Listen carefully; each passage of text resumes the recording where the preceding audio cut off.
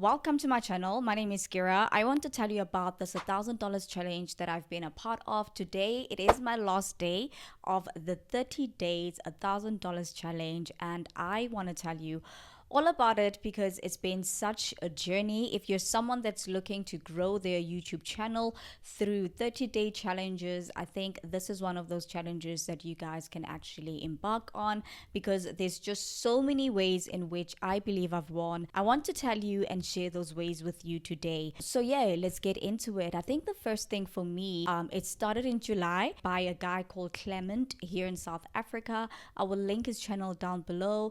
He's really, I think if not, he managed to monetize some of the channels that he was working on through something like this. So with me, I really didn't want to make monetization my measuring line. So I chose consistency as my measuring line because I kind of struggled. This mic is on. We always need to check if the mic is on.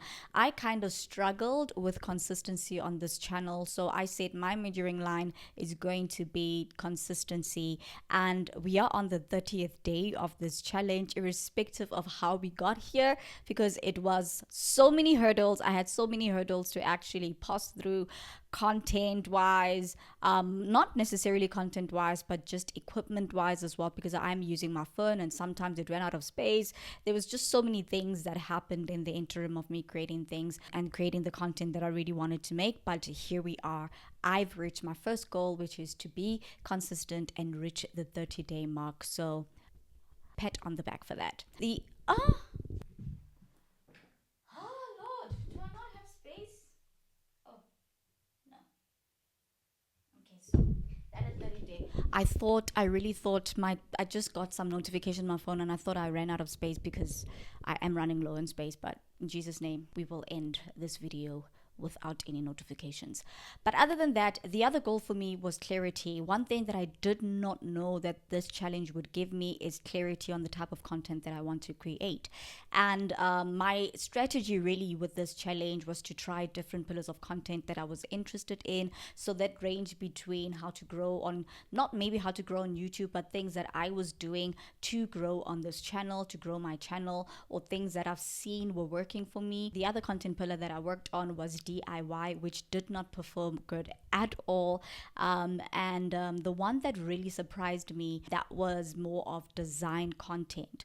Design content was so much fun to create, and I just saw a lot of people engaging with that content. And even throughout my other channels, or maybe not channels, but throughout my other platforms on TikTok, Instagram, I did see that these videos that I created around design actually performed well. I stuck to design for the entirety of this challenge, and I've seen so much growth on my channel because of the content pieces that I created around becoming a designer, a freelance designer, freelance design resources, and the like. But the surprising thing for me was my online teaching content that I posted literally 2 years back was gaining so much traction as well, and that was really surprising. And also through one short, right? Because I have a short that's really performing well based on how to price yourself as an online English teacher. So if you are also looking to maybe score another buck or venture into a different income stream, that's one of the content pieces that I've created on this channel. You can go all the way to those videos and check that out. More than anything, I love that as I created this content, I got much more clarity as to how I would like to move forward on this channel, and that is with design content. And I see myself growing on this channel, creating design content, and I will dabble into DIY, but more based on how I am working as a work from home freelancer, my office space, and the like. But it will be solely around my design life as a designer and to take you guys on that journey. Goal 3 for me was just a lesson that I learned as well as I was creating content for this challenge, and that was mostly centered around celebrating the tiny milestones, right? So for me, my goal, for example, was to reach international audience, and sometimes I saw that I had to stop myself because I was like, oh, I can only celebrate it once I've reached 100,000 or a big number of audiences or big number of people. But the truth is, even if my content just reached reached two people and they're both from different countries. My content has already reached people that are, in other type of countries, and my content is already international in and of itself, right? So that's one lesson that I had to learn, that growth and milestones need to be celebrated irrespective of the magnitude, because most of the time is that's how we get to a point of this phenomenon called arrival fallacy. If you do not know about it, I will actually link something down below so that you guys can read about it. But it's basically about, achieving a goal that you've always wanted to achieve, but then once you get there, you just don't know how to celebrate it because you've put so much pressure on yourself to get this one thing, and once you get it, you're just so overwhelmed and emotionally exhausted more than anything that you have no room to celebrate it. And that's one thing that I did not want for myself, and I saw that with every milestone, growth is gradual, and that's still something to celebrate. If there's anything my channel has taught me, is that gradual growth is also a win, and I do believe that this is one of the ways that I've won since starting this challenge. Now, moving on to the next one, I'm going rapidly because I'm trying to think about my space on my phone, but also, yeah. And I think the next one is to really just be visible, So I was trying various ways in which to be visible, whether it's through community posts. I did not really focus on shorts that much. I just did a whole lot of community posts. I tried posting community posts. I tried different ways on community posts as well. And to always remember, one thing that I also wanted that really kind of spoke to me, and one thing that I focused on in this challenge was to speak to my 1,000 people. And I think Seth Godin speaks about this, where sometimes we become so overwhelmed when we think about speaking to a multitude of people. But if you just minimize it and you narrow the audience down, that you're speaking to your 1,000 people, in as much as you know that you were reaching more than that. But my thing was always to just focus on my community. That's what I saw during this challenge, is that I wanted to focus more on creating content that spoke more and resonated more with the target audience that I'd love to reach, right? And because I can't talk to everybody at the end of the day. As I was creating this content, and as I've said earlier on, that I moved more towards creating content that's more design focused, I saw that I actually enjoyed creating that content more, So I saw that when I create content that you enjoy, of course, there'll be challenges here and there, but you need to have fun. And when you have fun, you're able to give value from a place of peace. You know what I mean? And that's one thing that stuck to me, and that maybe struck me as I was, in this challenge. Another thing, one of the last things that I really want to talk to you guys about is exploration.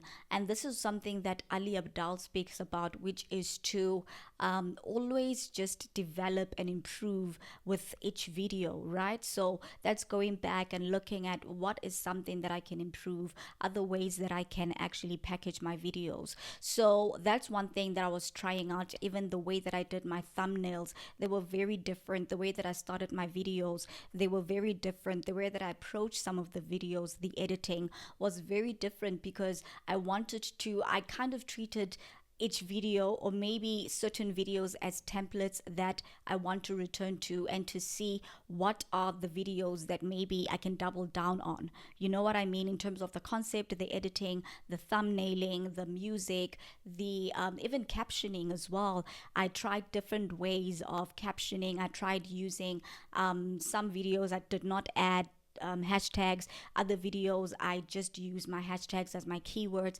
just to test. And that's one thing that I've learned, is that instead of being so obsessed with going viral, test and understand the platforms that you're posting on. And in that way, you will know what content does well, and you double down on that. You know what I mean? Another thing that I really want to touch on is people will encounter your content at different times, right? So for instance, the teaching online content that I created literally 2 years back, people are still resonating with that content today. So to always remember that you never know when people are going to engage and when one video is actually going to gain traction. But the best thing that you could ever do for your concepts and your ideas is to put them out and let them reach their audience. Let your content reach its tribe.